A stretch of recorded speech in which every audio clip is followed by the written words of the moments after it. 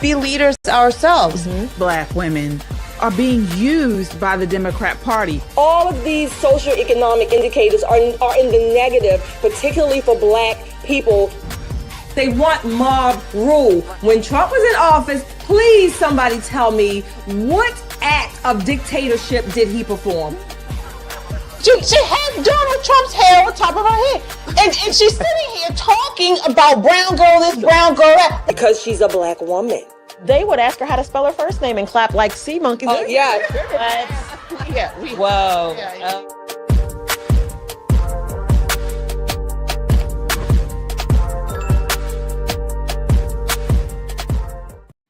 What's up, everybody? It's Friday night, our Friday Night Live. It's Poppin' Politics. I'm KJ. Let me introduce you to my co-hosts. Of course, we have Nicole is back from feeling under the weather. All right. And Shelly E. All right. As I always say, do me a favor right now, guys, as you're on here. I see you guys coming in. Hit that like button. It really helps to amplify our voice here on YouTube. So please hit that like button as you guys come in. And if you haven't done so already, subscribe. I don't know what you guys are waiting for. Of course, we're here on YouTube. We are also on Rumble, and you can listen to us on Apple Podcasts or Spotify under the name Pop and Politics. We love our chat.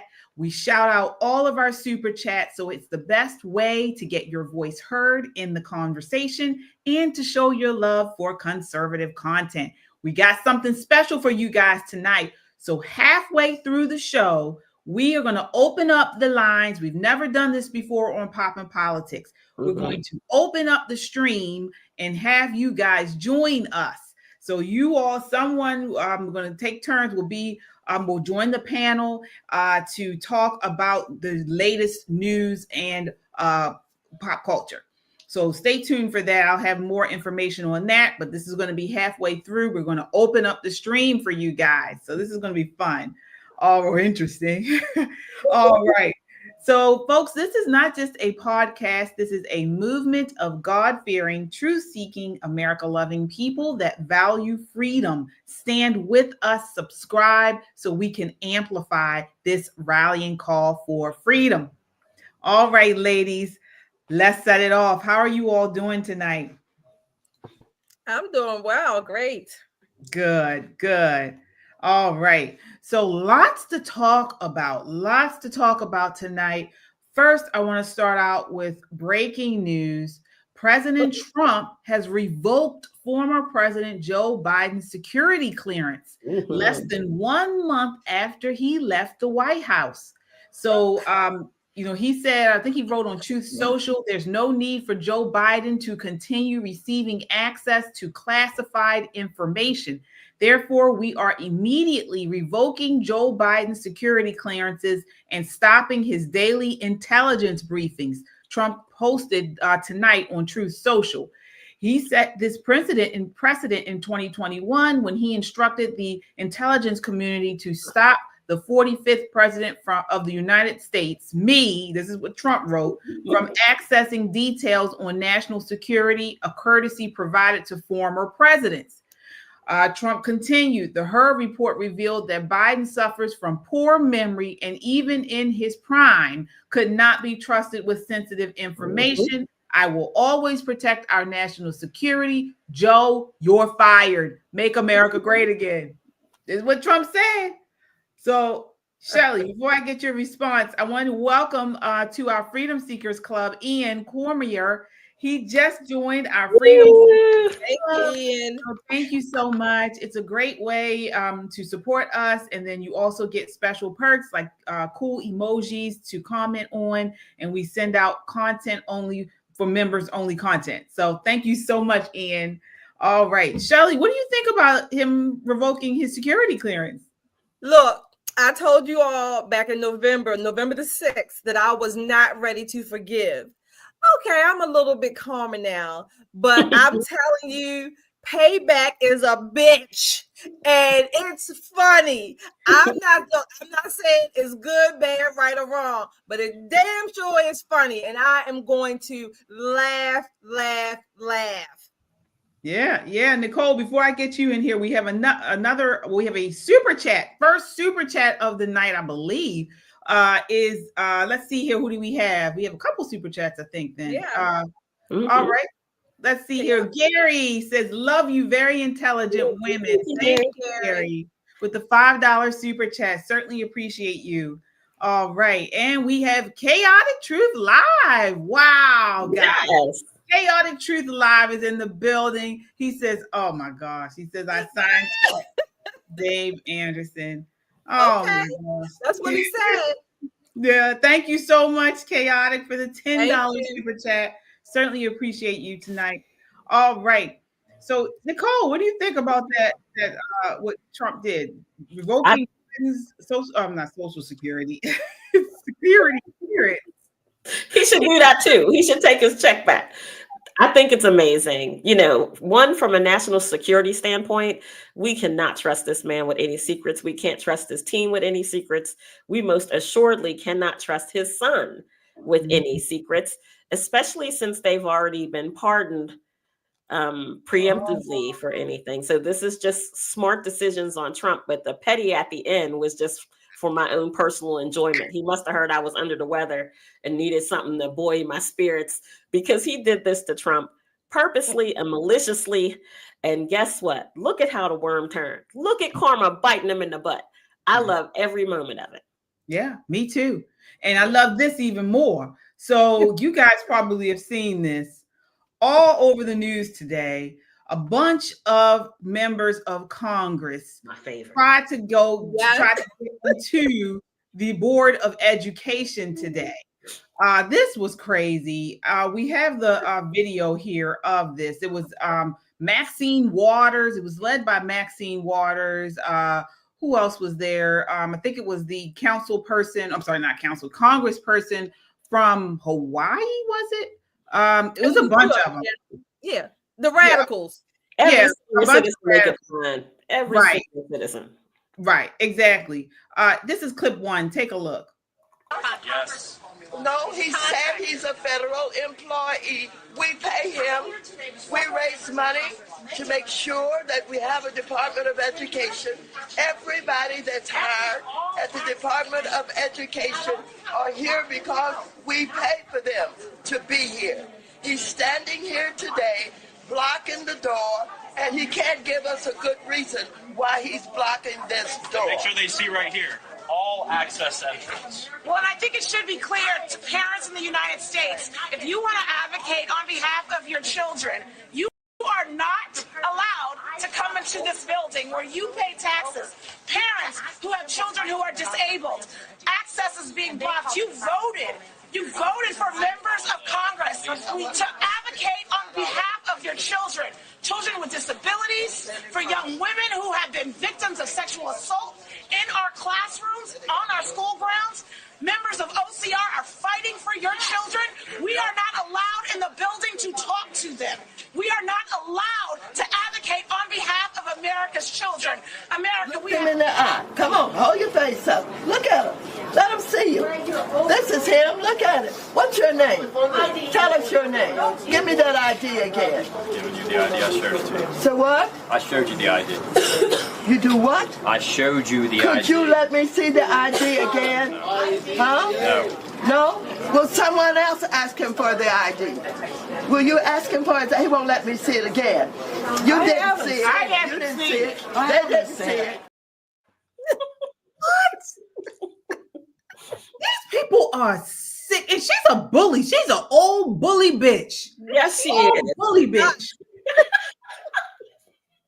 This is terrible. You know, I didn't even get upset. I was laughing so much because they look stupid. First of all, and I don't don't know any federal building. How about when they did that to the Capitol, they had people locked up on J6s and called them insurrectionists. But outside of that, do you all know any government building, no less federal buildings, where anybody can storm in like that and with a mob basically or a group of people? No, you don't. You do your protesting outside like they're supposed to. Fine.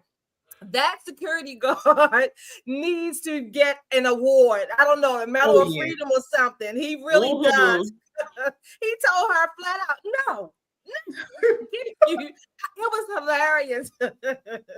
It was like, when you're at church and the old people want a better seat and they got there late and they be trying to push you off the pew. Hey, move on down there.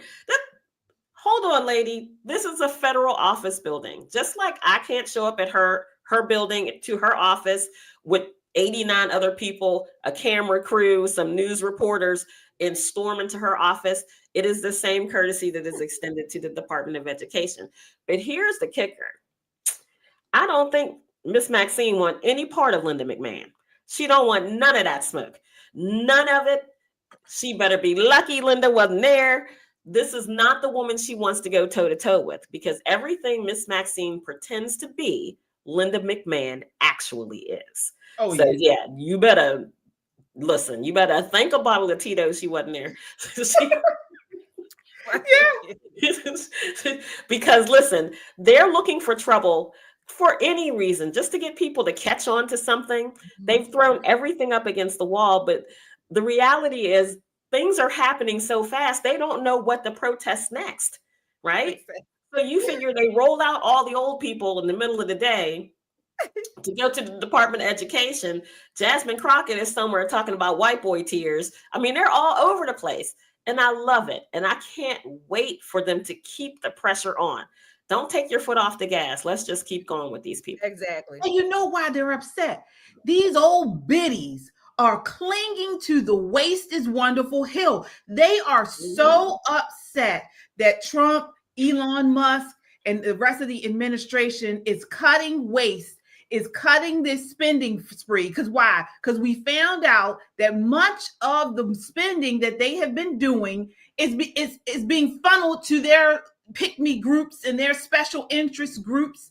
And they are upset about it. They are upset about it. And it's really sickening. And you have the nerve, that woman, the old one with the glasses, is going to say they're advocating for the children. Right. Are you advocating for parents who want to know if their child is being indoctrinated in school? Are you advocating for parents when you try to keep this information from parents who say, if my child wants to go by another name, I want to know? Are you advocating for parents when you try to take parental rights away from parents who do not affirm the gender that you all place on their child in school? No. Right. They come up with this stuff. They've had plenty of time to write and correct the education system, if you will, in states, at the department level. We spend, as a country, if you will, as a country, not per state. States might average a little bit more or less, but we spend about $15,000 to $16,000 average per pupil on public education. And what do we get for it? 4th and 8th graders can't do math and reading. They're failing. Here in Maryland, the scores and the status is pitiful. They're pitiful rankings of our students. Yet these people, these same congressmen, the Maxine Waters types, and I don't know the other lady's name, these are the people, they come out now when the funds are being cut and all of the accountability is coming up, the transparency, and they're making the squawk. They don't give a damn about parents and their children. What they are doing is they're trying to hold on to their own power. That's all it is, bottom line. Well, they're trying to cut them off before they get to their pockets, especially Miss Maxine. She's been around long enough to have a couple of, bones buried in the yard. And Elon and Big Balls apparently is out here doing their best work, And I'm here for all of that energy, folks. Listen, as you may have surmised, I'm a Trump voter, but I am so excited about what this administration has been doing consistently. Everything on that agenda has been pushing and pushing and pushing. Don't believe the hype that you hear in the media that there's some kind of internal civil war between Republicans and people snatching wigs and all of that. No, ma'am. We're keeping our foot on the gas. This agenda is going to happen, and it's going to happen within that 4-year term. And the more we get done early, we could set up for the next 4 years for JD, right? I love it. Oh, yeah. Yep. I want to acknowledge our super chatters here. We got some cash apps from Ashley with the $5 cash app. Thank you so Ashley. much. Certainly appreciate you.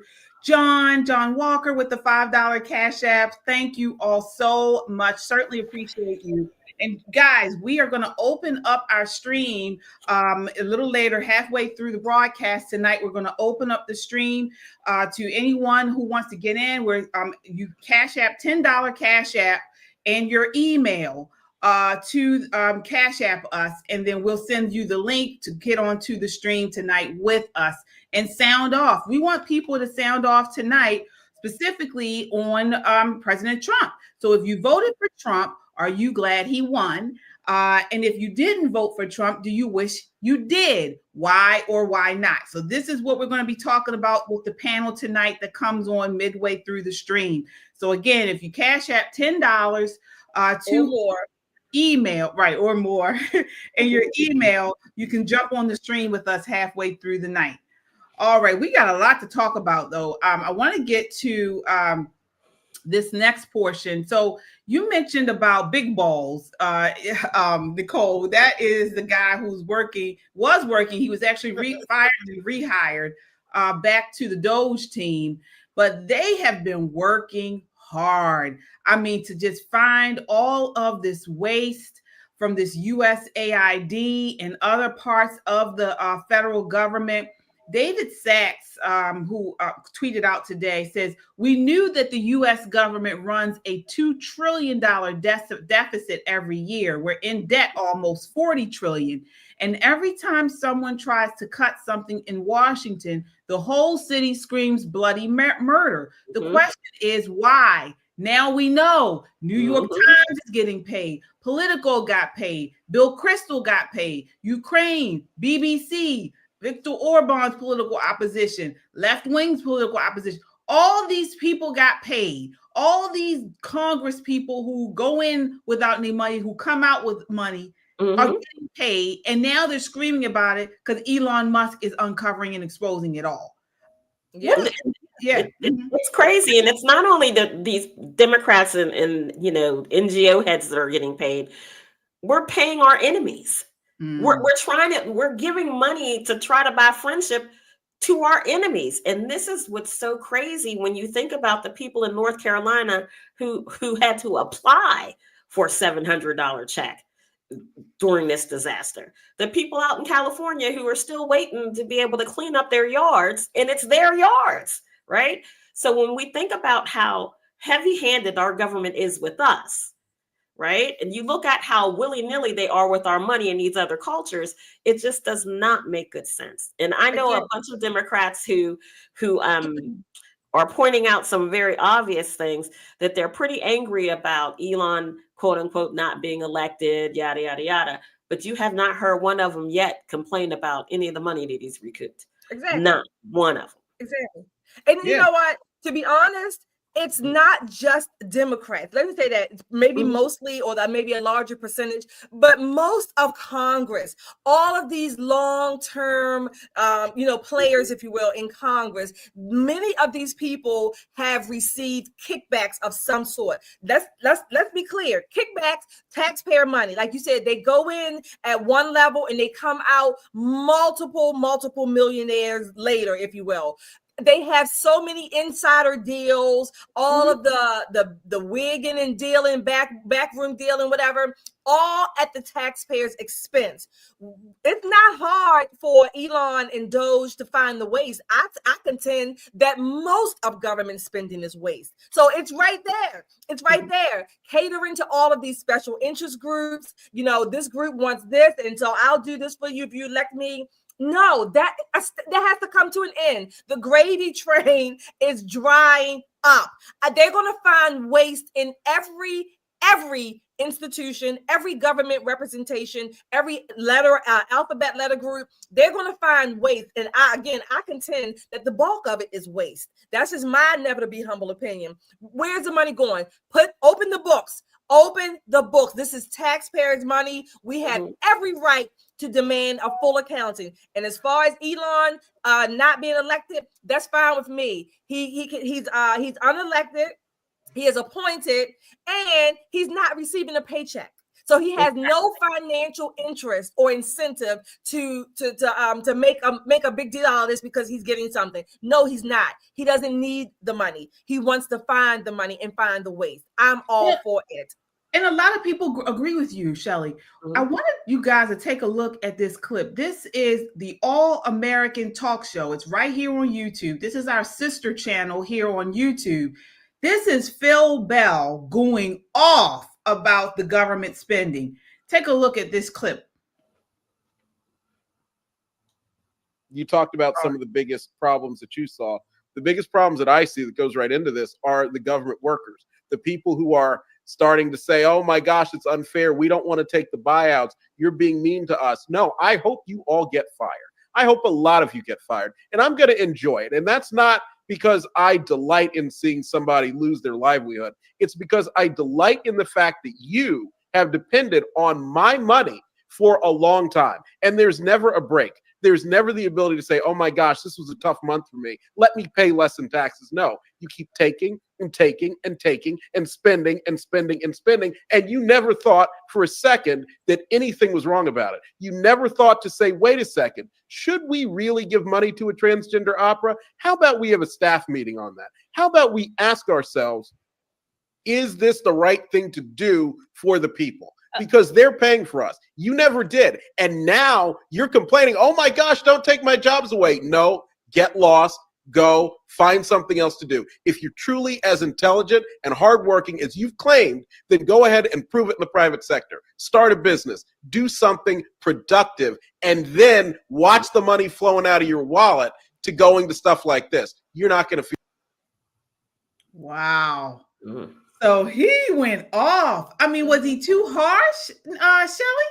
No, he was not. He's not talking about individuals. He's talking about the whole idea, the concept that we pay the workers, the private sector. We pay the salaries of the government workers. No government job, no less, not even private sector, but certainly no government job or person in there should have the thought that their job is permanent and untouchable. No. Not at my expense and your expense and your expense. How the hell can you tell me your job is permanent, but I have to go out here and hump and scrape or whatever to support myself and your job times I don't know how many million? No. And then I thought of something later today. Not only are we paying their salaries, at the end of the year, or certainly in April, we, Joe Schmo, we the people, we have to give an accounting of how we spent our money to these jokers. We have to show them all of the T's and the I's about our money. Are you serious? And they're going to complain about opening the books? Are you serious? This is totally upside down. Why the hell do I have to send them paperwork, hours of my time, documenting every damn financial transaction for the most part that I made during the year and giving you my money, and then you have the audacity to make it a penalty if I don't or if I shortchange you, but yet you're not going to tell me, oh no, this has been going on for too long. Put them out, shut shit down, open the books. Now, wait a minute. So, Nicole. I don't care. Wait nothing, KJ, but go ahead. Nicole, what do you say? Now, what about all these people that are complaining about having to go back to work that work in the federal government? They were working from home all these years, and now all of a sudden they have a deadline. They have to get back in the office. They may have moved. People have to make arrangements for childcare, all types of stuff these federal workers are going through. I mean, do you think that's fair? Do you think that's okay? Wait, let me find my little tiny violin. You know what? Go kick rocks. What regular person doesn't have to find childcare? What regular person doesn't have to rearrange their life to work? Welcome to adulthood. Welcome. Come on back in. The pool is fine. Jump right back on in here. You know, I have many friends who work for the Fed, some who work in contracting, some who are GS employees, some who, you know, took the gamble and moved out of state to work from home from another state. And I'm not going to say whether or not they were still collecting locality pay for living here. They were. I'll say it. They were. Wink, wink, no. Who are now, what am I going to do? I got a mortgage in another state. My kids like to go to school there, and I'm supposed to be back in 2 weeks. What am I going to do? It's so unfair. So unfair. You took a gamble. You took a gamble. You shortchanged the American people for more than 5 years and said, you know what? I'm going to take your money, your benefits, and all the surpluses that you give me, and I'm going to move somewhere else and take a job that's my primary job, that I'm going to work that job like a regular person and sit on all of this money. Well, guess what? You didn't win. Take the buyout, move on with your life. That's my best advice to you. If it is too much for you to get your butt up, shower, pack a lunch, get in your car, and join the traffic on the Beltway like everybody else, take the buyout. Find yourself a private sector work from home job. Find one. It's going to be hard to do. Not only did they take a gamble, they took a gamble with other people's money. I don't care if you live comfortably or high on the hog on your own damn dime, but not mine, not anybody else's. Do it on your own dime and own time with your own stuff. But I'm sick of this. I've been sick of it for a long time. Every year, we have to show how we spend our money. And these bastards that are supposed to be watchdogs, if you will, working on our behalf, think that they have the mindset that their jobs are permanent, that they get all the works, that we work for them. And if we lose our jobs or our livelihood, what do we got to do? We got to go beg, borrow, and steal at the unemployment line, you know, get money, if you will, from the government that we've paid into, but yet we get about, 25% of it, if you will, while we're still funding and paying for all these other millions of jobs that they don't do. Many of them don't do anything. Many of them get away with moving, like you said, all these other incentives. No. Just like that man told Maxine, no. Enough is enough. All right, I gotta jump in here. I gotta take care of the super chatters, folks. Thank you all so much. We certainly appreciate you. So let's see here. We have Tijuana Border Jumper with the $10 super chat. Says, hey ladies, thank you so much, Tijuana. All right.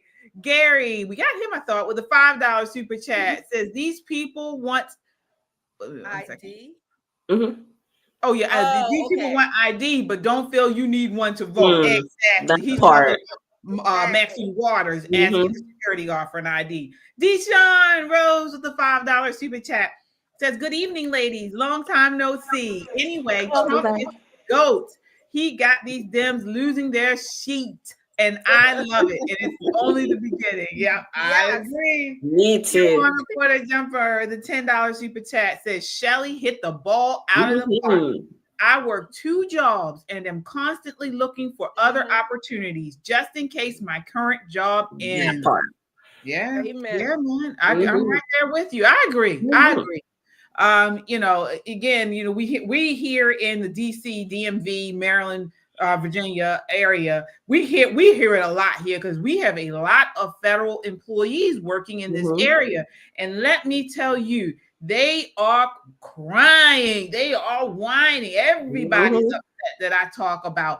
And you know, I think for the moment here, people don't think about all of the elderly people that, you know, that work in government and depend on our tax-paying dollars. This is clip 2. Take a look at this elderly person that's been working for government for a long time and is depending on our taxpayer dollars. Clip 2.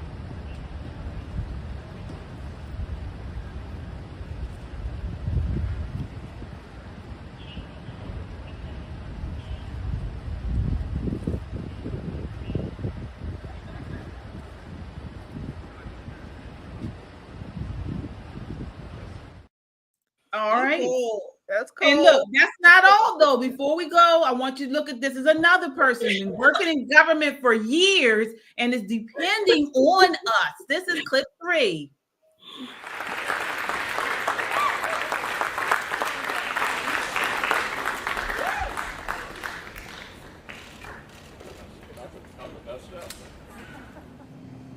Did you hear the question, Senator? Running for re-election in 2026? All right, I'm sorry, you all. We're going to need a minute. Senator. Penny.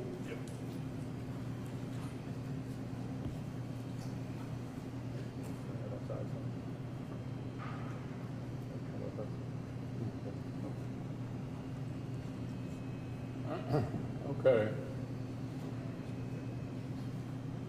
Somebody else have a question? Please speak up. That's cool. These are the people that have gotten rich, folks, and they won't leave. It is very sad. I mean, Go ahead, Nicole. you know, you're right. It's terrible. There's really no excuse for that. I know Miss Pelosi had a hip replacement, and hence the 2 canes versus the 1 walker. I don't know why she's walking around like she's cross-country skiing across a parking lot. But, you know, they stay in office mostly because power is intoxicating. Yes. Power is incredibly addicting. You even see it in lower levels of government. We've all been to a town hall where there's one person who thinks she's a tempest in a teaspoon and she kind of lords all over folk. And you're like, girl, you the queen of upper butt crack. What are you doing with your life, right? But you see it all of the time. Just a little bit of power, and it's probably the most addicting drug. But I'm wondering, where are the family, the children of these people? To say, look, Mom, you're in your golden years. Why don't we just use the money you've stolen and have a nice life? Let's go on a nice vacation or do something kind for someone else in the world. But they won't give it up. There are some people who intend to die in office. They will not. Terrible. Do we need term limits, Shelley? Mm-hmm. Well, for them, I think they're beyond term limits. They just need to be limited and get out. Okay, that's number one.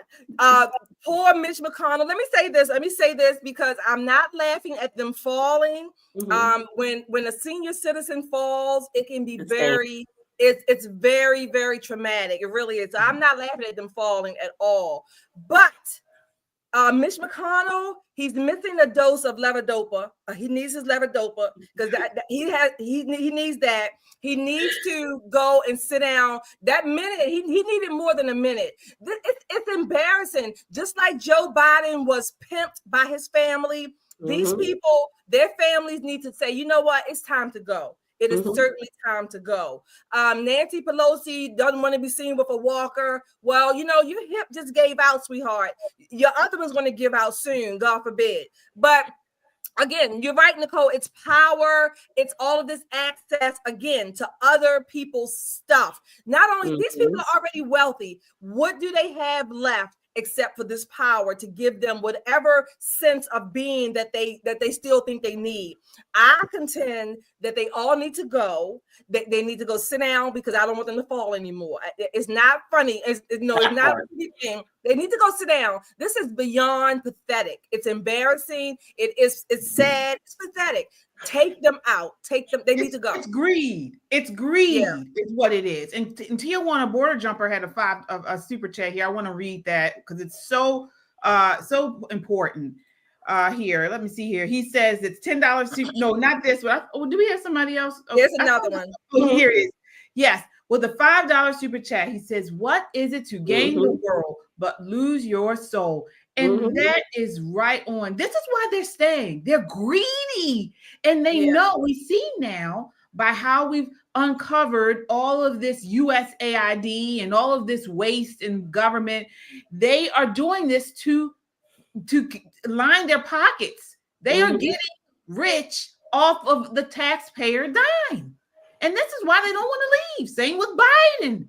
Exactly. This is why his family didn't. They were doing everything they could to keep him in office because he was the cash cow for not only Jill, Hunter, his daughter, his brothers. I mean, the list goes on. Yeah. Yeah. And USAID is only one agency. Exactly. And so just multiply all of that waste across the whole of government, and not just the federal government. I know Trump is doing it with the federal government, of course, that's in his scope, but just multiply that by every level of government. And you look at I've said this before, look at your pay stub and see how many taxes or how much of your money goes to the locale tax or state tax or whatever the case may be. Where is it going? I want to know. Open the books. Absolutely. And folks, speaking of that, we're going to open the stream. We're going to open the stream. I was thinking about another 15 minutes. We're going to open the stream to people who want to join us tonight. It's our Friday Night Live. We're opening the stream. Anyone who cash apps $10 to us with your email, we will let you in on the stream and you can sound off on what you think about all of this. Speaking of local governments, like you mentioned, Shelley, I want to talk about something going on in Maryland right now. So President Trump signed an executive order that may soon defund Maryland schools that provide lessons on gender identity or assist in social transitions of students. So his executive order directed the Department of Ed to formulate a policy within 90 days, eliminating federal funding or support for illegal discriminatory treatment and indoctrination in K through 12 schools, including based on gender ideology and discriminatory equity ideology. So I think that's sort of like the gender ideology and I guess DEI. So what do you guys think about this? They're going to have to, actually, I think I have a clip about this. Let me see here. I believe I do have a clip on this. No, I'm sorry. So what do you guys think on this? Nicole, I'll start with you on this. What do you think about this? Listen, it's a long time in coming, right? So one of the reasons why our children are doing so poorly in school is that it's hard to focus when you have so many things going on around you. Your teacher is having some sort of moment because her chosen candidate didn't win the presidential election. So she's, tearful and sorrowful, and she doesn't quite know what gender she is. So she's bringing that level of confusion in. They're dressed like the students. There's no separation between what the staff looks like and what the children look like. There's a whole lot of things that are going on. And then they want you to learn something that's not intuitive to learn. I can just say this because a really good friend of ours, I was on the phone with her and she was working with her daughter on her homework and she's learning the new math. I think she's in second grade, might be first grade. So she's learning the new math and she just could not wrap her mind around why she just could not tell her, add the two numbers together, divide it by 2, and that'll tell you what the average is. No, she's got to draw a little line and move these little dots. And it was so complicated that her mother was growing frustrated and trying to teach her daughter. And her daughter goes, but I know what the answer is. Can I just tell you the answer? The answer is no. You have to prove it to me in this thing that's not intuitive to you. So we need to move all of these things out of the way if America's ever going to recover any kind of academic dominance, let alone supremacy in this world. Being 40 out of 40 really sucks for the most developed nation on this planet. It really sucks. And this is just, Trump saying we're going to have to start clearing the way for our children to learn. Yeah, Shelley, the Maryland State Department of Education requires local school districts to adopt its comprehensive health education framework, which includes lessons on different gender identities starting in kindergarten. Under the framework, 6th graders learn how to define sex assigned at birth, gender identity, and gender expression. So Trump is saying, no, we're done with this. You better stop. Do you think Maryland is going to follow along, or will he have to sue them? With Maryland, I mean, stop funding. I think it will be stop the funding. Yeah. Right. I was going to say, stop the funding, and then that foolishness will stop. Again, in Maryland, certainly across the country, but in Maryland, we have young people who cannot read, cannot write. We are ranking somewhere, I don't know, at the bottom, 4 from the bottom in our test scores on the NAEP, National Assessment of Educational Progress, whatever the acronym stands for. And yet we're teaching young people this foolishness. That's number one. Number two, Nicole, I can literally commiserate with that mother, because I did the same thing with my daughter. she loved math in earlier grades, and then when she got somewhere, I don't know, 4th grade or whatever, they started teaching what I call common crap. Okay. And eventually I'm sitting here trying to teach her, like, no, this is how, and we're getting frustrated. I'm getting frustrated. She's getting frustrated, crying. I literally put her, and I paid for a private tutor for about maybe 8 months, almost a year. Got her back up, and the private tutor taught her the way that we taught. Right. Her grades started going back up. She loved math before. I paid for a private tutor, and then I took her out of public schools and put her in the private school. Yep. I mean, because I started thinking again, I'm basically paying, my taxpayers' money is going against me. Basically, it's going against me. I mean, I'm not, my daughter's not learning correctly. Other students aren't. I'm paying for this, but yeah, it's no. So I had to worked overtime, and made sure that I paid that tutor out of pocket. I didn't go get loans. I didn't go begging the government. I paid out of pocket for my daughter because that was my responsibility, and I wanted to make sure she had the best chance to learn and put her in the best position. Damn all of those federal workers. I don't care. I'm like, Phil, I've been there. I've done it. Been there, done it. I've had to sacrifice. I make no apologies for it. Damn that. Open the books. I'm going to keep saying that. Open the books. Your job is not permanent. Go get some extra work. Like I said, again, I'm like, Phil, I don't care. It's my money. Give me back my money and let me funnel it the way I want to, not how you want to. I know what's best. Well, let's say this. Let's eliminate income tax altogether, right? Let's just go back to the good old days before World War I, when we were kicking in just for the war effort. Let's eliminate income tax altogether, and then the federal employees can stay home if they want to. You know, as long as I'm not paying for it, do what you need to do with your workforce. But if you're asking the American public, who has to get up every day and schlep in not probably one job with under Biden, 2 or 3 jobs to make ends meet, because like you said, Shelley, my daughter also went to private school, so I'm paying property taxes for her to go to public school, and then paying out of my pocket for private school. Exactly. Listen, that's 3 jobs in. That's 3 jobs in for a single mom, right? 3 jobs in. So I don't have any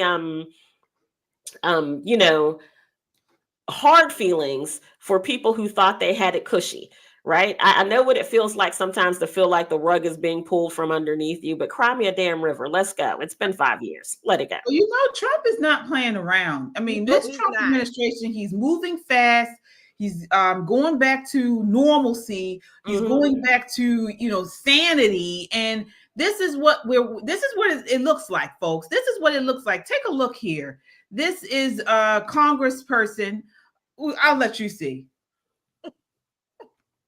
From Delaware, Mr. McBride, for 5 minutes. Thank you, Madam Speaker. When I was elected, I promised to work with anyone who would help Delaware and Delawareans, and to stand up to anyone who seeks to harm my state. Instead of seeking common ground, the Trump administration from day one has waged an unrelenting attack on working people in Delaware and across the country, seeking to freeze funding for first responders, domestic violence. From Delaware, Mr. McBride, for 5 minutes. All right, so I don't know what happened. It was a little choppy, but in the beginning, that is the first transgender person elected to the state Senate in the U.S. His name is Sarah McBride, and they introduced him, the gentleman from Delaware, Mr. McBride. And you see that he's fully in women's clothing. I don't know why. When I first saw that, I cracked up.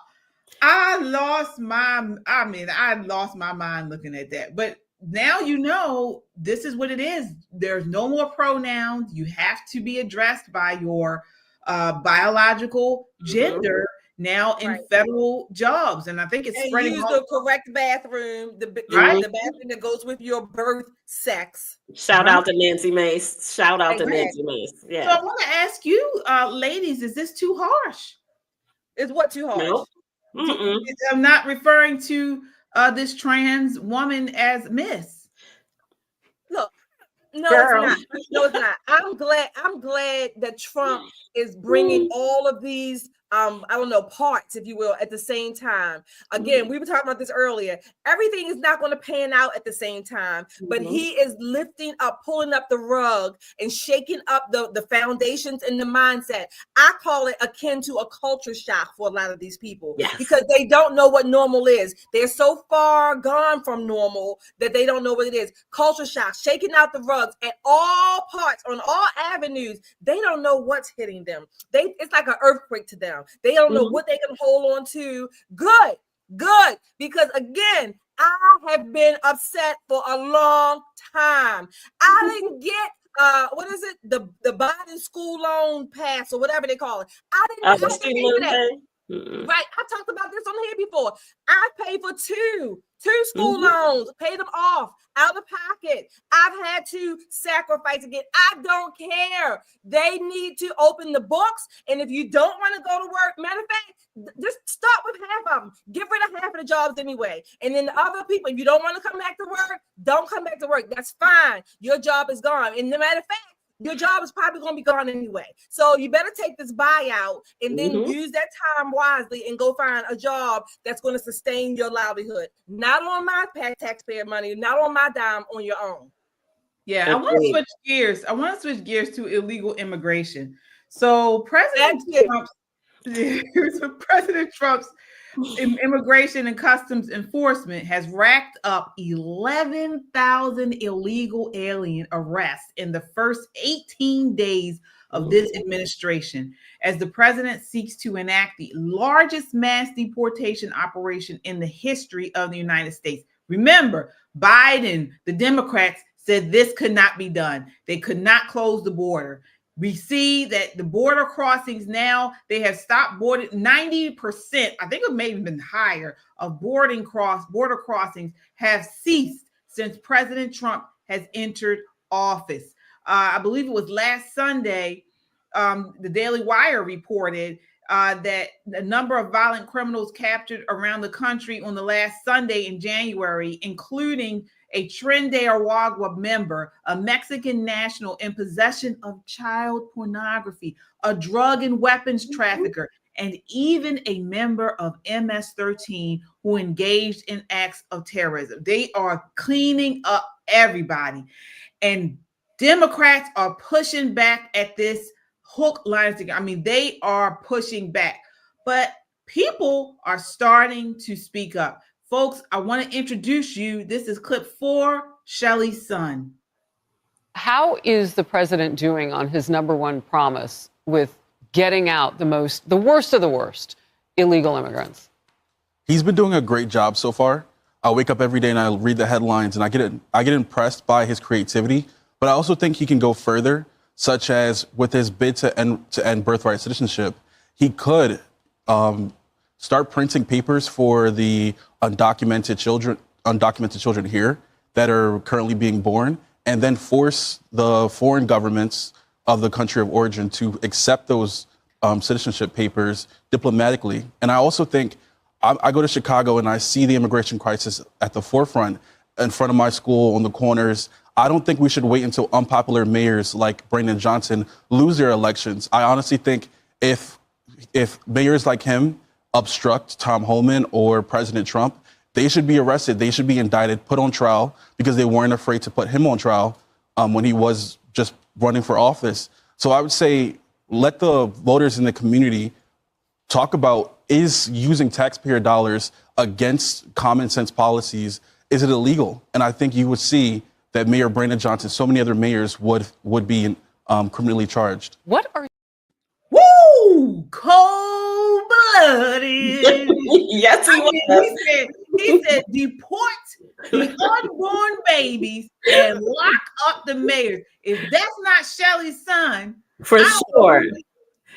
Listen, I would have paid cold hard cash to see Harris's face when he answered that question. Because I know she was like, bravo, sir. Exactly. Bravo, sir. Exactly. Mm-hmm. Exactly. People are tired. People are tired of, working hard, scrimping and saving, and then having all of that they've worked for and that they continue to work for almost basically just ripped out from under them at no fault of their own. I'm tired of paying for Rosemary's Babies. I'm sick of it. I'm tired of paying for all of these. I'm sick of it. Everything else except being able to pay for what I want and what I've earned and what I've made, and I gotta scrimp and save and then pay for yours and his and hers too. No, enough. I am tired of it. I'm tired of it. I'm with this young man. Get this woman, this pregnant woman, and Tom Holman said send the whole family before she drops that load. Get her back to where she came from. I wouldn't even let her in. See, I would be a different kind of immigration official. 90% of people who got in my line would not be accepted, just off the top. Exactly. No, thank you. If you even chubby in the middle, I'm sorry, ma'am.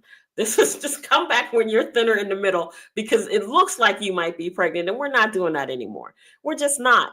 It's too big of a burden on the taxpayer. And this is not being inhumane, because what I'm hearing from people who were on the freeway, when you see all these videos that they did with the people in California who were blocking the highway, we built this nation, then go home and build your own nation.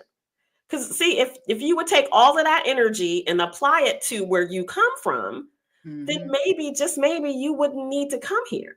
I mean, it seems so privileged of me to say that as someone who was born under the Stars and Stripes. I get it. But with that privilege comes great responsibility, like all the taxes I pay so you can hop the border and live here free. No, thank you, sir. I'm not here for any of that. Go back home, build your nation, and we can all have a wonderful time. I take my privilege to heart.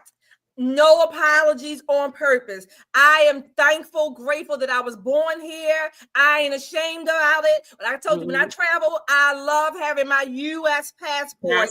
Yes. I love it. I ain't ashamed of it. I'm not going to downplay it. I was born here. I'm a Native American.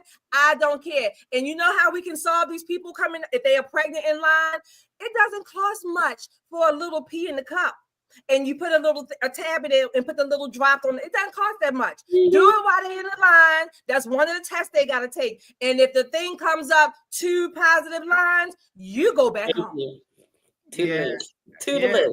Yeah, it's just too big of a burden. Too big of a burden on our society. Yeah, it is. It certainly is. And, that's another thing that the federal Trump's administration has been uncovering, all of the money that illegal immigrants cost the system, cost taxpayers. And it's a lot of money. It's a lot of money. And guess what? We are not the same nation as we were in the early 1900s. We are not the same nation. We are a nation now where, things are scarce. We have a lot of internal issues right now, and people that we have deficit upon deficit in our federal government. And we just cannot afford to take any and everybody as we did as a baby nation, nation. And this is why, but still, these sanctuary cities are trying to thwart President Trump's efforts to get these illegals out. This is clip 5, where they're saying they're going to start suing sanctuary cities. And I'm proud to be part of that. I'm glad to hear that. Let me start with you've cracked down on sanctuary cities. The DOJ has put a pause on all federal funding to sanctuary cities and states. You filed a lawsuit against Chicago and the state of Illinois for being a sanctuary city. Am I wrong in my interpretation that a sanctuary city is aiding and abetting in lawbreaking? Sean, what they're doing is they are choosing illegal aliens over the safety and security of their own citizens and the men and women of law enforcement who are out there trying to protect their citizens. Not only did we sue today the city of Chicago, we sued the state of Illinois, we sued the mayor, we sued the governor, and we sued others. And let me be very clear, if you don't comply with federal law, you're going to be next. What about those that we now know apparently tipped off the Tren de Aragua? Wow. That's my girl. That's my girl. Stand up, conservative women. Let's go, Pam. Let's go. Yeah. I want to acknowledge our super chatters here, folks. Thank you all so much. And I want to get your guys' thoughts on this. Do you think Trump is being too harsh, or should these laws be enforced? Laura with the $5 super chat says they blocked up the freeway protesting with the Mexican flag. Yes, that was so shameful. Yeah, if we have producers, if you have the footage of that, I mean, there was people were stabbed. I think it was in Los Angeles today. They were protesting outside for an anti-ICE protest today. Hordes of people, and they were violent. People were stabbed. Many people were injured. If we have that, I would love to show that. Jay Hunter, thank you so much with the super chat. Says it's the people that keep voting for them. Exactly. Yeah, unfortunately they do. Tijuana border jumper at the $10 super chat says, when I crossed the Tijuana border Thursday, Mexican National Guard were inspecting, looking for drugs or other illegal activity before crossing into the USA. The CBP said they were happy for the help. Yes, indeed. Let's go. Yep. Laura says, did you? Oh, yeah, we have this one. Yeah, see them protesting. We did, Laura. And I think we have here where this was, this was scary stuff. Let me see if this is it. Arrested. They just appear to be dispersing the crowd, but I've not gotten an update from the LAPD, so I cannot tell you that with any certainty. I have personally, though, not witnessed any arrests. And Christy, we saw over the weekend that they took over the freeways at some point. It seems like there's a strong effort to keep people off the freeways tonight.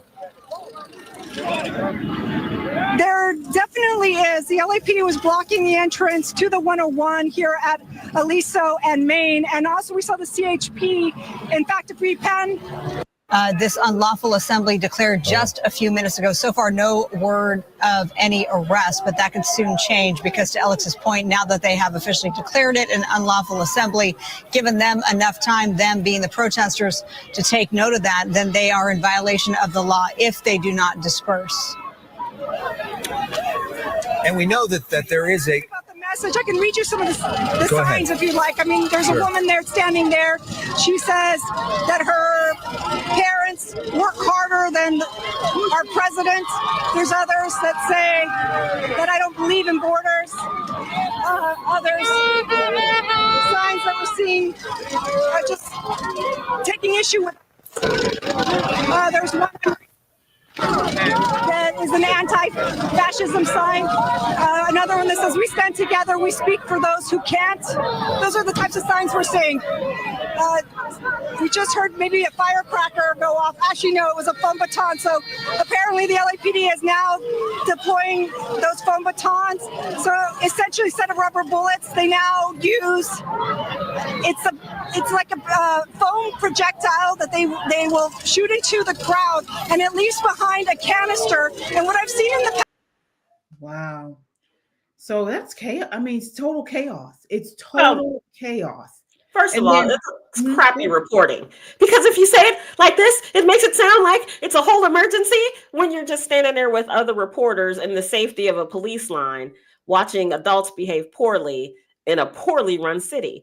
That, my people, poor governance. This mayor of Los Angeles should be locked up for dereliction of duty. Oh, yeah. Dereliction of duty. There is no way that they would block the major freeway in and out of my city. There is not one chance in hell that would ever happen.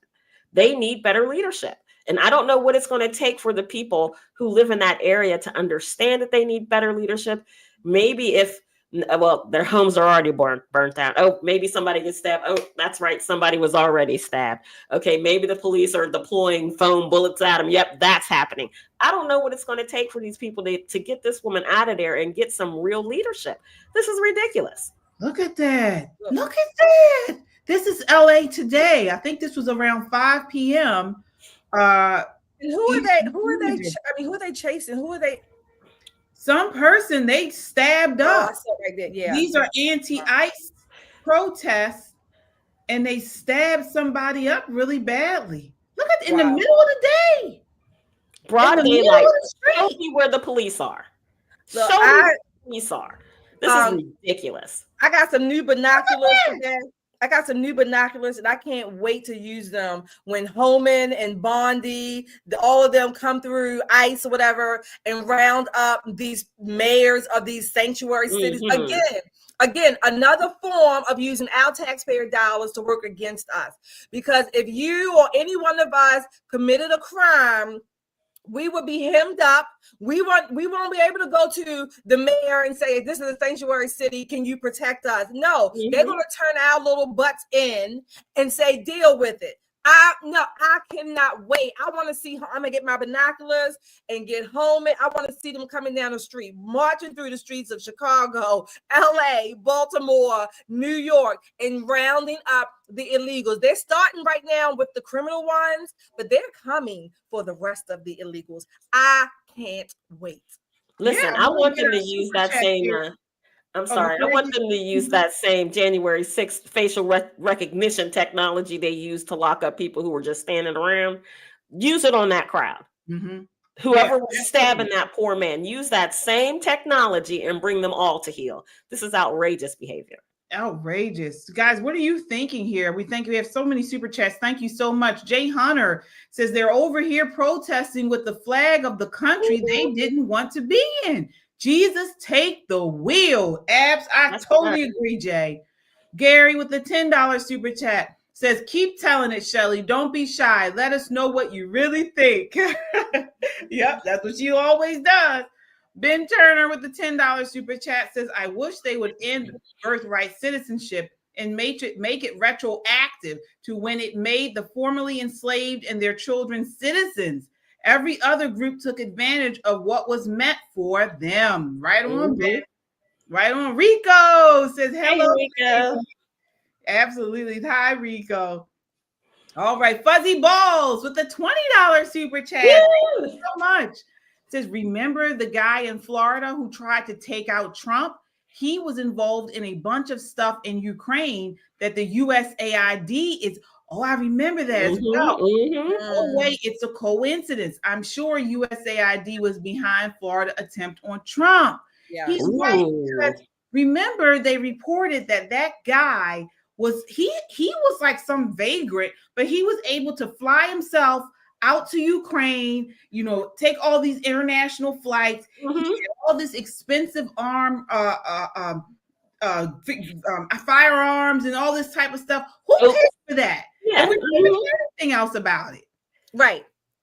And if I want to take my firearm legally just to go to California or I got to go through hell and high water. I got to be treated as if I'm a criminal if I go to the airport and with my firearm, again, doing it the legal way. How the hell he get all the way across the world with firearms to come in and shoot at the president or attempt to shoot the president? Yeah, it's There's ridiculous. a lot going on there. There's a lot going on there. Yeah. And so in the other news, the Trump administration has talked about tax cuts. So they just announced today that at least the White House press secretary announced that Trump is about to hand down some of historic tax cuts for the middle class. This is clip 6. So these are the tax priorities of the Trump administration that the president has laid out for members in that meeting today. No tax on tips, which is obviously a very public campaign promise that the president made. No tax on seniors' Social Security. No tax on overtime pay. Renewing President Trump's 2017 middle-class tax cuts. Again, these are the president's priorities. Adjusting the SALT cap. Eliminate all the special tax breaks for billionaire sports team owners. Close the carried interest tax deduction loophole. Tax cuts for Made in America products. This will be the largest tax cut in history for middle-class working Americans. The president is committed to working with Congress to get this done. Wow. Who could be against that? Not me. Understand. I want you guys to sound off in the chat. Why would anybody be against that? Nicole. I'm gonna tell you, I can't think of one reason why somebody would like to give this particular government more of their money. It is something really weird where people say, well, we need the taxes so we can have programs that's going to need more tax money. So this is kind of vicious loop of taking money from the working people, siphoning it through programs that are alleging to help the poor, but the poor never get out of being poor. So you go back to taxing the middle class again. We've got to stop doing that.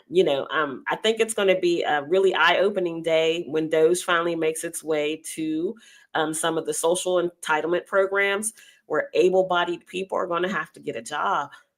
You're going to have to work. There's not going to be SNAP benefits for you. There's not going to be any HUD for you anymore. It's going to be a day.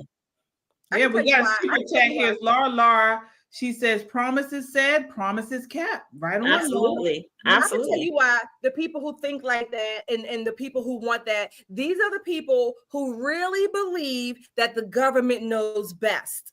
These are the people who don't believe or understand that, no, you are the best for making decisions for your own life and your family. They don't believe that. These are the people who really don't believe in the individual. They don't believe in the family. They don't really believe in the community, if you will, to help and to take care of each other. They think that it's the government's job. These are the people. So therefore, you don't know what to do with your money. We know better. Or the government knows better, and they can take it from you, at by law, if you will, force compliance, and they can distribute it to what I think should be the program or whatever the issue is, and that's where I think I get to make that decision with your money. Again, these are the people. These are what we call socialists, communists, Marxists. This ultimately we call them tyrants at the extreme end, but they think that you are stupid, in the words of Herman Cain, may he rest in peace. They think you're stupid. Not only that, yes, I believe they think you're stupid, but then there's the grift. Because as long as they get to decide how the money is spent and who, and where it goes, then they can grift off of it. These massive amounts of money that never get audited, that never get accounted for, can easily be manipulated. And now we see this through this exposure of the USAID, that this is what they do. It's a roundabout way where they pay these NGOs and these special interests, and then the special interests somehow kick some of that money back to the government. And it's just like an incestual circle that they continue to get rich off of. Exactly. And so what is the one thing, what's the fuel for all this? Emotionalism. They say push out, Trump and the Republicans are racist. They are going to do this to you. They're going to do that to you because they don't like you, because they're racist. So we need you to vote for us. So we can then give you certain money and keep you continuing on government and things like that. This is what it is. It is. It is. It really is. It's as simple as that. And I don't know why. I do know why. Because again, you're right. The emotionalism, the fear. But when you allow the government to decide and determine how much you can make, how much you're going to bring home, how much we're going to allow you to have, you have no control over your life. This is not America. America starts with we the people. We are really the government. We are. This idea of this nebulous entity called the government, that's not what America is supposed to be. We, the people, get to decide. I have a super chatter here. I want to get this in for Brown Eyes. Hi, Brown Eyes, with a $5 super chat. Hey. All right. She says, did you hear that the USAID sent funds to the Taliban to grow heroin? Yeah, they've sent so much money over there. It was that they did something to grow some type of wall. All kinds of things. The government is involved in heroin business. That's what we say in Baltimore. We say heroin. Yeah, I never knew why they said that, but okay. Yeah. It's terrible. It's terrible. This is what they're doing. Nicole, you were about to say something there. No, I was just going to piggyback on what Shelley was saying, that, they tell you everything that they want you to do, including how to manage your children. They had a story today that came out in Washington State where it's, Democrat supermajority, kind of like here in Maryland. And they had a Parents' Bill of Rights that got passed that the Democrats, of course, don't like, because how dare the parents think they can parent their children. So if your son or daughter is assaulted, raped, murdered in class by another student or someone who works at the school, someone visiting the school wants 48 hours before they have to tell you that any of that happened. Why? Because they feel like they should have 48 hours. Well, here in Maryland, they won't even tell you. They just put the criminals back in different schools. What's so crazy is it's sweeping the country. So this idea of co-parenting with the government is a really bad idea. Go ahead and tell me one thing the quote unquote government has done sufficiently well enough to get their hands on your child. Wow. I'm gonna wait, but I'm not gonna hold my breath. They haven't done anything well enough. No. Not one thing well enough. And a lot of people think of, we were saying, the government, they think of the people who work for the government as the government. They are not. We are. The taxpayers are. We elect these representatives. And I think like a civics 101 class, taking that, I don't want to give out a free shout out to Hillsdale, but here you go, Hillsdale. That Constitution 101 class. Listen, if you want to learn about the founding of this nation and how far away we are from what this nation's promise is, take that class. It's absolutely free. It is fascinating. And you will find out why people like me and Shelley and KJ get so fired up when we see them, just kind of flapping their butt cheeks at what's supposed to happen. By law, what's supposed to happen. So take the class and then maybe come back and chat us up about some of the stuff that you read in the Federalist Papers. Yeah, absolutely. And I was going to say something about what you said. This is what they do. And it's terrible. And we gotta and the new code word that I see coming up now more and more are community schools. Schools. And what is that? That's another way for the government to come into your family, to the education, and take control. It's another way. And that's the new code word that we're seeing in Baltimore. And then I'm hearing it in the news in DC and Philly in different ways. Now these leftist Democrats are they're pushing community schools. Don't fall for it. So what do y'all guys think about the food box? As they're tossing around ideas about what to do with SNAP benefits to make sure that SNAP benefits are used for healthy food and food for children and not being sold. Apparently there was one woman who spent a bunch of her SNAP benefits on soda that has a refundable deposit on the bottle or the can, and would stand outside and pour the soda out and then take the bottles and cans back into the store to get the money for the bottles and the cans. So it's just like her way of getting cash out of the food stamps. So they were tossing around a bunch of ideas, and apparently getting a food box like HelloFresh, that kind of thing, with your week's worth of food in it was one of the ideas that's being kicked around. I think that's a good idea. I don't know if you all know, but here in Baltimore, they do that. Your box. People who I don't think it's a good idea. People who are on drugs and things like that, they will all the time try to sell their food stamps, because they get that card. And you when you go to certain supermarkets here in Baltimore and you can't even get in, they're all lined up around in front of the grocery store. Hey, if you give me the cash, I'll give you my card and you can get $100 worth of stuff if you give me $50. So it's like, half and half. This is what they do. So I'm sorry. Am I supposed to have compassion, or am I supposed to care? I don't buy HelloFresh. If I can't afford reasonably a HelloFresh, why the hell should I care that the government's gonna pay for you to do it? And I don't know. I'm just saying, do I want kids to eat healthy? Yes, but I think it's a much better use of my money, if you will, or taxpayers' money, or their own money to teach children and parents how to go to the grocery store buy fresh foods if you can, or whatever, however much. Cook them yourself. It's not the government's responsibility to feed your children or your family. No. She's saying they're giving them this money anyway, and they're saying that they're not their responsibility. Is my point. To feed. Oh yeah, well, we all agree for that. That's my point. Now, are there people who, again, are there people by no fault of their own that we have to take care of? Absolutely. It should be a very small or a small percentage, right? Fine. But the SNAP benefits or all of these, whatever, food stamps, other types of welfare, I don't care what your skin color is. Most of the people can do something else besides receive welfare. There is a McDonald's, there's a KFC, a Burger King, a Walmart, whatever, Target. There are all kinds of stores that need help. And that I'm not putting those jobs down. I'm not at all. Those jobs that gives you, those jobs have dignity. You can get your dignity and a paycheck. Okay. Many people who are receiving welfare benefits can come off the rolls. Remember, Clinton did it to a certain degree, and he was applauded. That was a Democrat. Okay?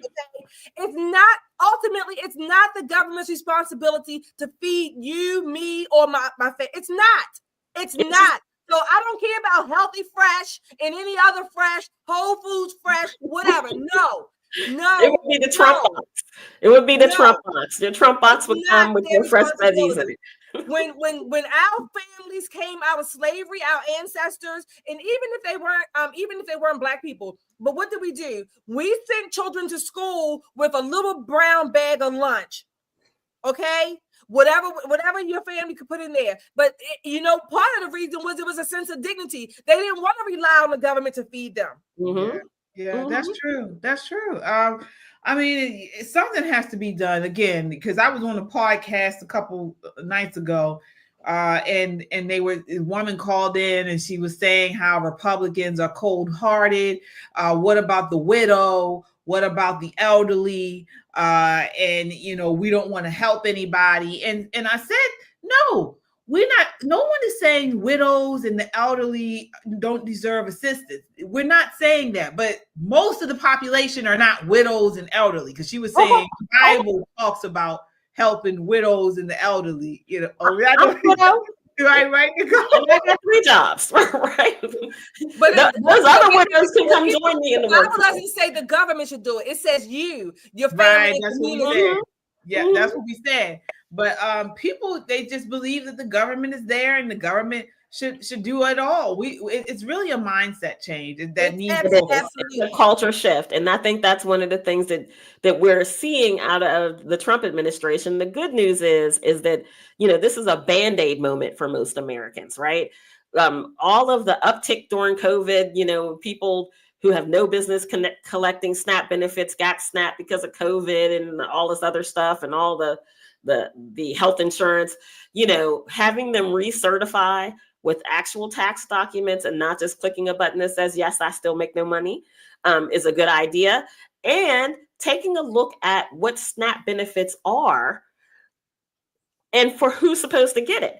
Again, the elderly, absolutely. We don't want to see old people eating cat food. That's not who we are as a nation. We don't want to see children hungry in the streets either. But by the same token, if you can roll up to a grocery store in Baltimore City and buy $1,000 worth of food stamps for $500, there's something inherently wrong with the system. So I thought it was kind of an outside of the box, quote unquote, not to be punny, but outside of the box idea about the food box. Because, I get the little food box sometimes when I'm too busy to shop. And I was like, well, wait a minute, the Trump box, you open it up, here's some fresh veggies and some meats and whatnot.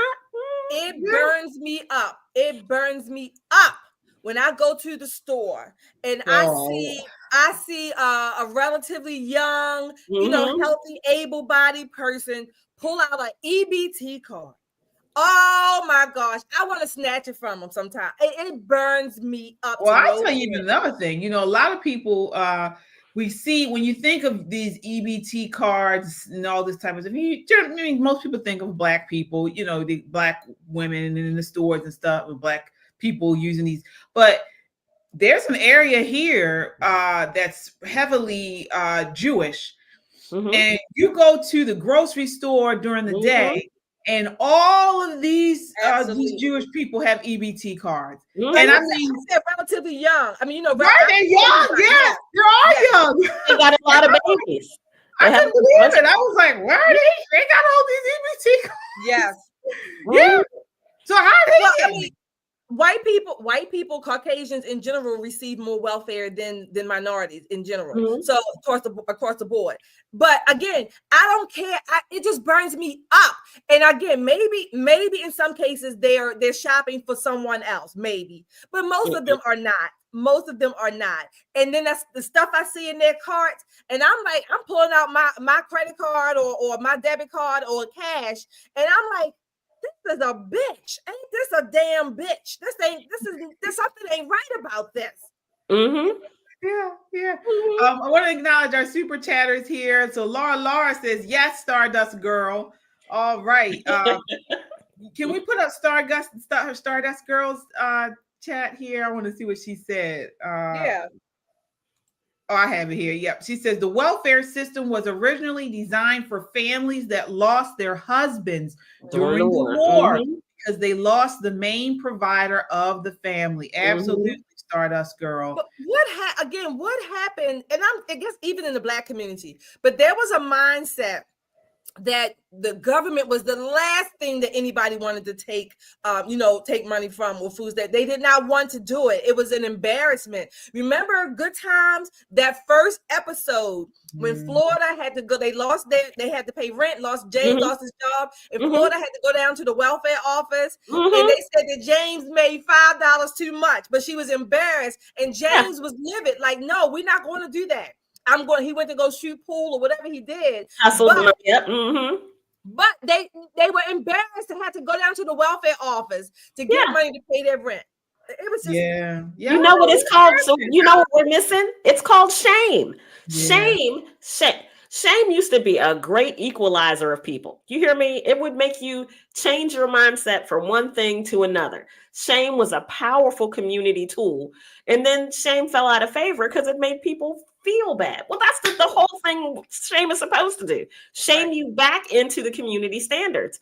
But without shame, what we see is, people who say, well, I'm 23. I don't want to work.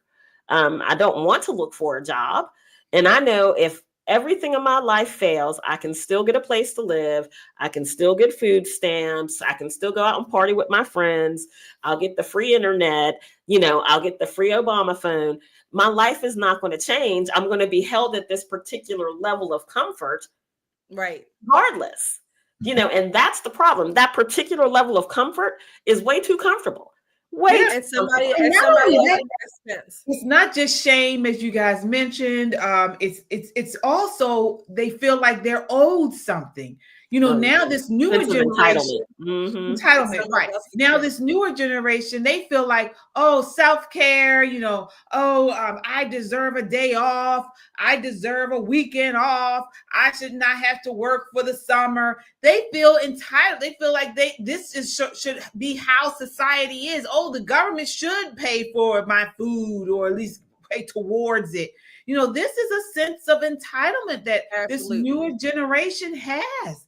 And it's not any good for our society. So we had another super chat about a DC councilman. I thought, Laura says some people never worked a day in their life. Exactly. And that's exactly a shame. Right. Let's see here. Jay Hunter says, what do y'all think of the DC council member Trayon White getting expelled the other day? So had you guys heard of this story? I didn't hear a lot of it. Yeah, by unanimous vote, he's the first DC council member to be ousted from his seat. So he cinched a sweeping re-election to a third term representing Ward 8, despite his ongoing tangle with the federal bribery charge, was removed from office Tuesday by a unanimous vote. So it looks like it was a report found that substantial evidence he had violated the DC government's code of conduct during his term. So he allegedly accepted more than $150,000 in cash bribes from a confidential FBI informant and agreed in exchange to pressure various city agencies into extending government contracts connected to the informant's company. The Washington Post had previously reported. So again, he's entangled in some type of, looks like, issue. Says White maintained that position easily in November, earning about 84% of the vote in his race against Republican Nate Durange. So another corrupt council person. We've had them all in Baltimore, let me tell you. And Jesse, you were just talking about there's some type of I guess lawfare against our former mayor. Is that right? Stephanie Rollins Blake. Yeah. Oh, she went to court. Well, she was sued. She has to pay $2 million back to a loan that she agreed to take out with this company or consulting agency that she was working with. So I think the consulting firm, I think it fell through or whatever, dissolved, and they had a $2 million loan, and she signed that she would pay it back. And she's a guarantor. Yeah. Oh yeah, I mean, we got all with kinds interest. You got to be careful with who you co-sign on. That's for certain. Right. But with this DC councilman thing, you know, let's see. I can't even think of a DC council that didn't have someone on the take. I cannot. I mean, this is the home of Marion Barry, right?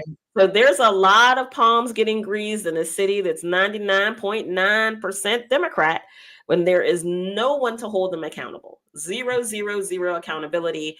And I think Trayon got caught up because he is incredibly youthful compared to the rest of them. And hubris had a lot to do with it. And let me tell you, if he had to put his name on a ballot today, he would win in a landslide. Wow. Oh, he probably would. Yeah. Well, one thing that we can take, I think there are a good amount of people that, you know, may have voted for Kamala Harris and regret it, or are actually, you know, held their nose. They weren't, you know, totally happy about Trump, but voted for him and are happy about their vote. And so this brings me to this clip here. And folks, again, we said, if you want to join tonight, the stream, if you want to share your comments, you want to join the stream, you want to put your face up here with us tonight, you just send a cash app of $10 and or more, and we're bringing people in the stream for the last couple minutes of tonight's show. But I want to take you guys to this woman who says she voted for Kamala, but she's glad that Trump won. This is clip 8. All right, y'all. Listen, let me be one of the first Black women that was a part of the 92 or the 93% that voted for Kamala to come out and just say it. I regret voting for Kamala. I really do. I regret voting for her. Already into Trump's presidency, not even a full month, and this man has already secured borders. He's already signing bills that are taking place that are uplifting this country.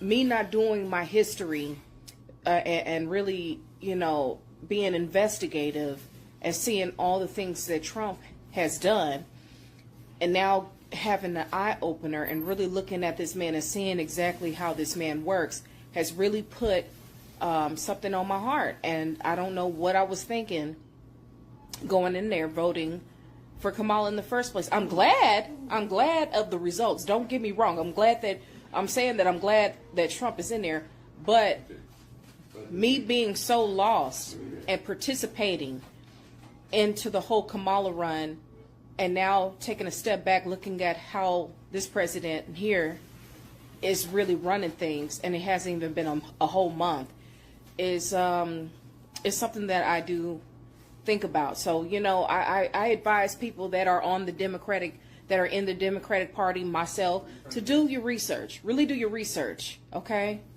Because I can definitely say that as a Black woman, a part of the 93%, I made an error.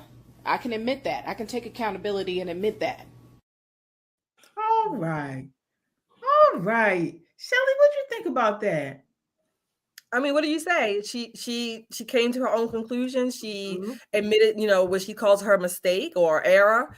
I have nothing to say. I'm glad to hear it. I mean, you know, I applaud her. Yeah. And I'm going to encourage her to keep going, keep learning.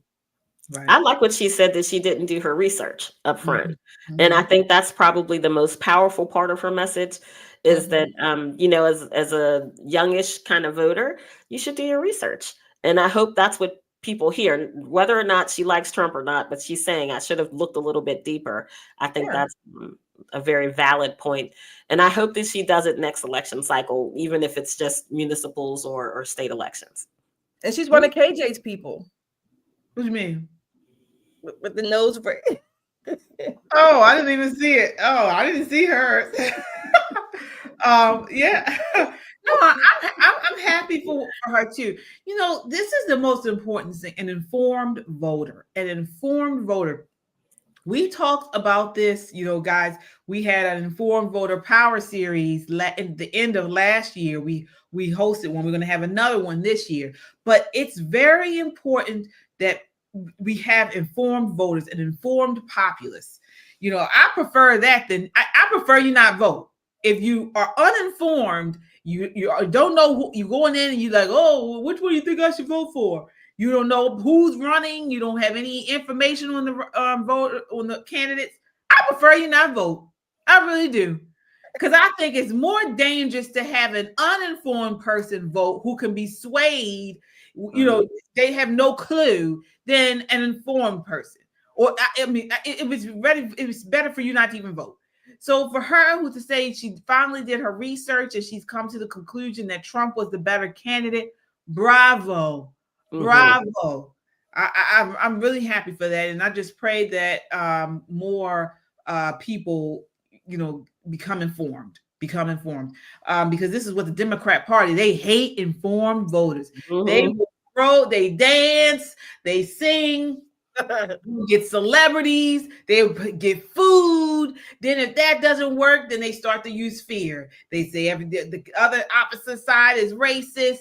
They're Hitlers, they're dictators, they're gonna unalive us and everything else. So this is what they do. If first they try to bribe you, then if that doesn't work, they scare you. So right. Well, they do the same thing every cycle. And if you live to see the next cycle, you know they on that BS, right? The problem that I have with the uninformed voter is most of them are looking for something in exchange for their vote, right?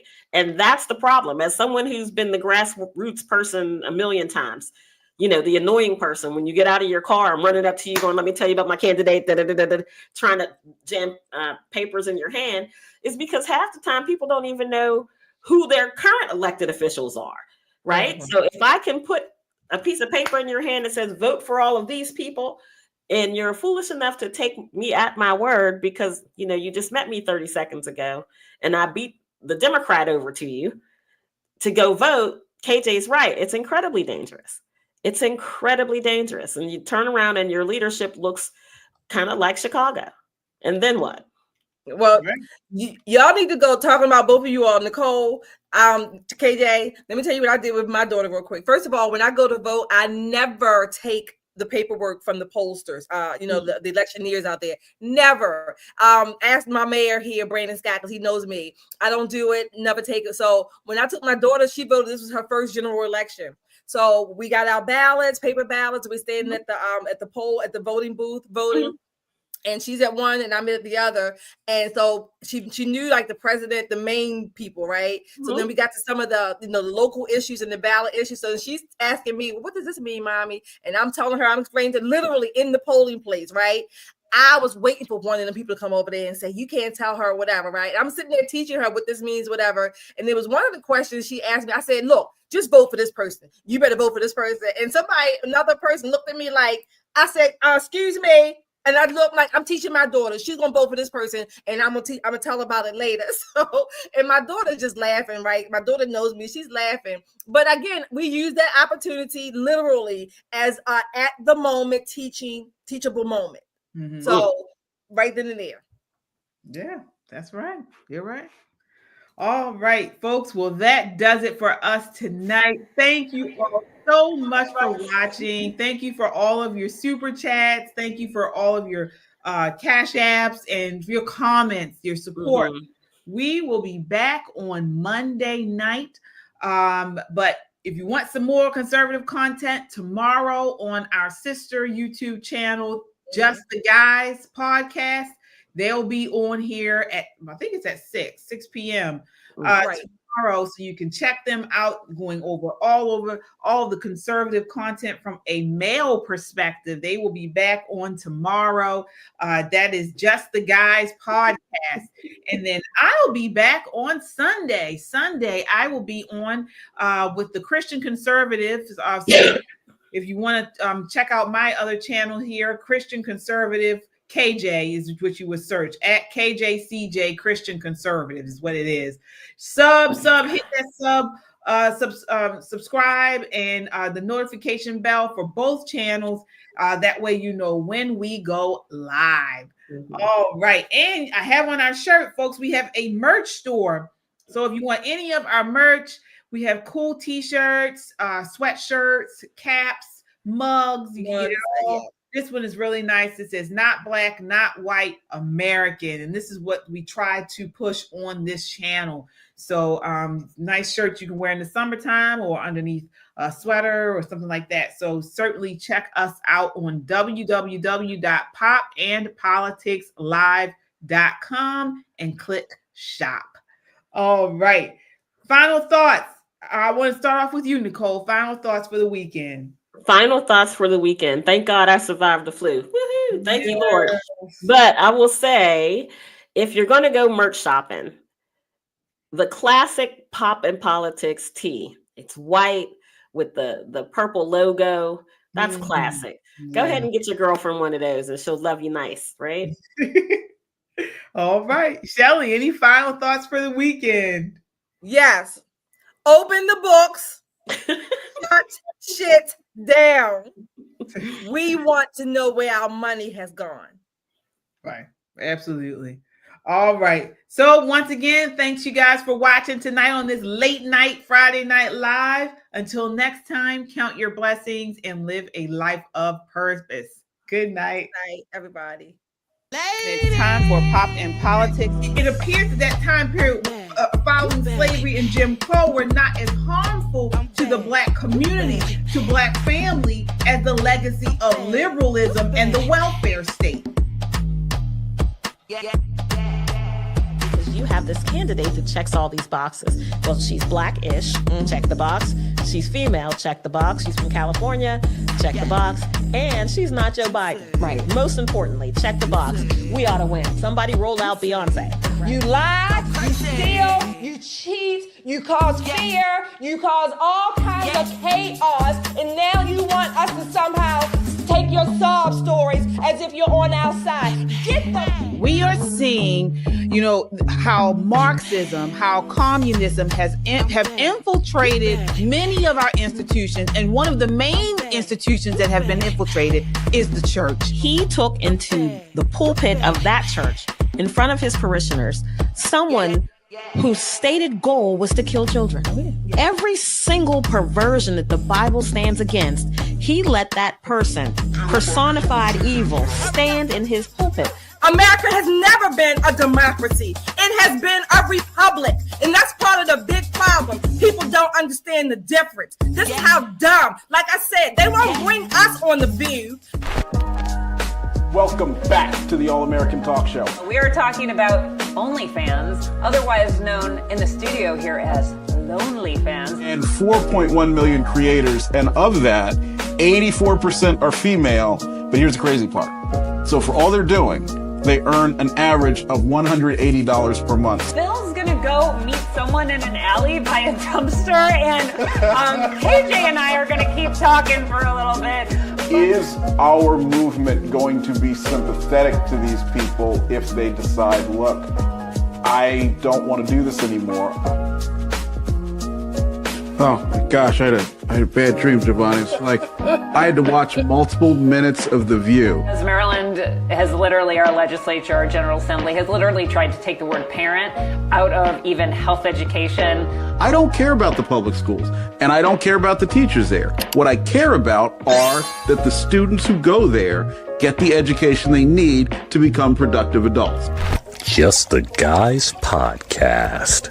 They all look the same. You know, he's a real pretty boy, asking the questions real softly and nodding his head. Yes, mama. Yes, mama. Madam President, these gentlemen do not believe that you are intelligent. I beg to differ. I was the first vice president or president to ever in office go to a reproductive health care clinic. Her strategy to win black votes was putting a twerking rapper on stage, saying that she cooked collard greens in the bathtub. And you see a lot of black men typically vote in the way of the cooch. When you take government out of it, things go back to where they're supposed to go. The guy should have all of these things that the guy should have done to protect himself. Why don't we just say keep your legs closed? 80% of the world walking out there is hedonistic degenerates who believe freedom is defined by how hedonistic and degenerate you express yourself. You better thank a union member. That bullshit, okay?